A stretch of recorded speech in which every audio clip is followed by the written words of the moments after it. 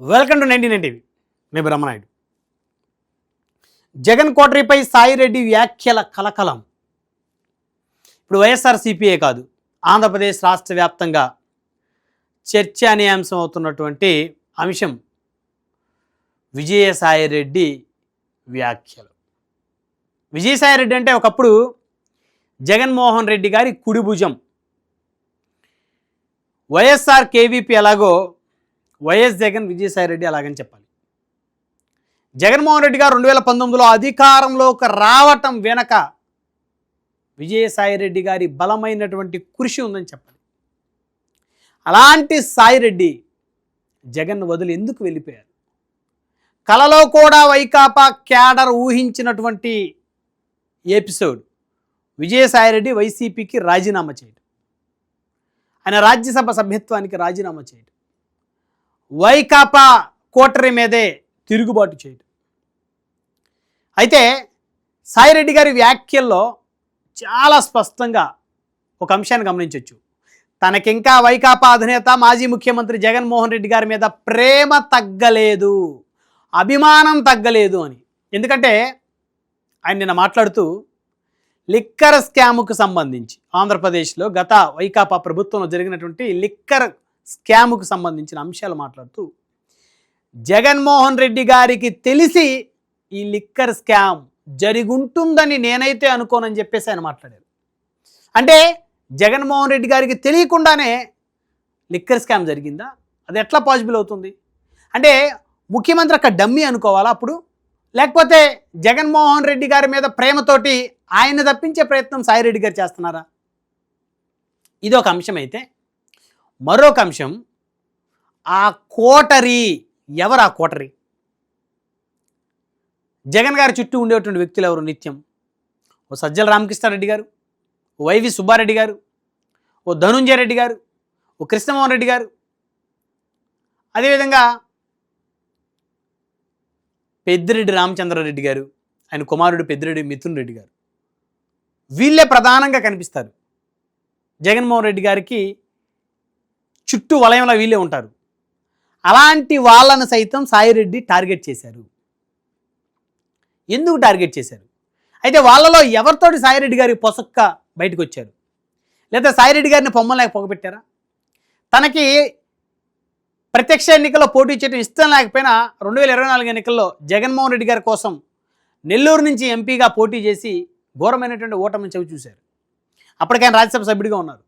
ఎప్పుడైతే వైకాపా అధికారం కోల్పోయిందో, 11 స్థానాలకు పరిమితమైందో, సాయిరెడ్డి గారు వైకాపాకి రాజీనామా చేసి వెళ్ళిపోయారు. తర్వాత తన రాజ్యసభ సభ్యత్వానికి రాజీనామా చేశారు. సాయిరెడ్డి రాజీనామా వైకాపాకి ఒక తీరని లోటు అని చెప్పాలి. ఆయన నిన్న మాట్లాడారు.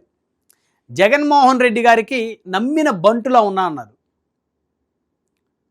నమ్మిన బంటులా ఉన్నందుకు తనకి అన్యాయం జరిగిందని కూడా ఆవేదన వ్యక్తం చేశారు. అయితే ఆ కోటరీ ఉన్నంతకాలం జగన్మోహన్ రెడ్డి గారు ముఖ్యమంత్రి అవ్వటం జరగదన్నారు.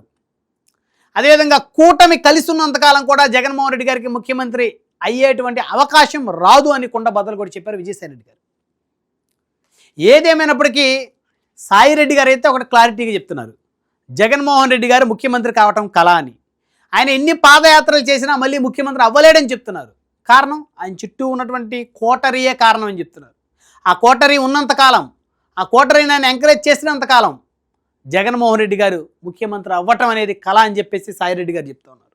ఏ సాయిరెడ్డి వైసీపీ కోసం అహర్నిశలు పనిచేశాడు, ఏ సాయిరెడ్డి జగన్మోహన్ రెడ్డిని ముఖ్యమంత్రిగా చూడాలని పరితపించాడో ఈరోజు ఆయనే చెప్తూ ఉన్నారు బలంగా. జగన్ గారు మళ్ళీ పాదయాత్ర చేసిన ఉపయోగం లేదని. ఆయన ఆ వ్యాఖ్యలకు ముందు 4 రోజుల ముందు ఒక ట్వీట్ పెట్టారు.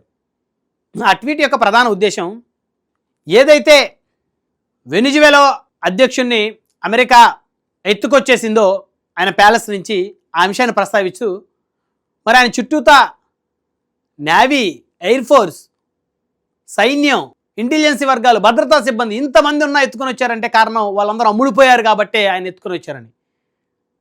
అంటే అది వైకాపాకి ఎక్కడో సింక్ అవుతుంది అనేది కూడా చాలామంది విశ్లేషకులు అభిప్రాయపడుతూ ఉన్నారు.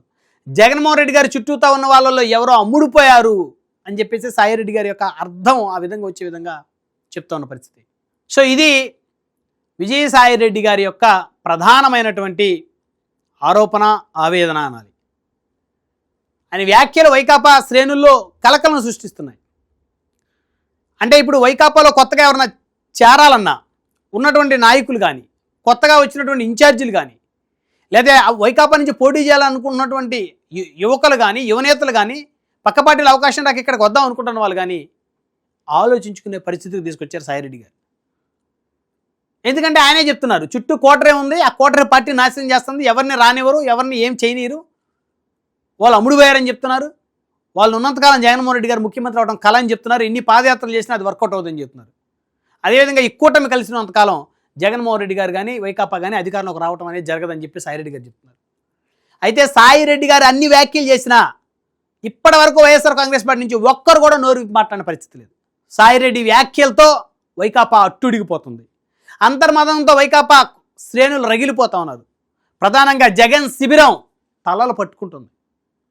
మొత్తానికి నాడు వైకాపా అధినేతకి, ఆయన సర్వసైన్యానికి అధ్యక్షుడిగా పనిచేసినటువంటి సాయిరెడ్డి నేడు అదే సైన్యం మీద పోరాటానికి దిగుతుండటం ఆ పార్టీ క్యాడర్ జీర్ణించుకోలేకపోతుంది.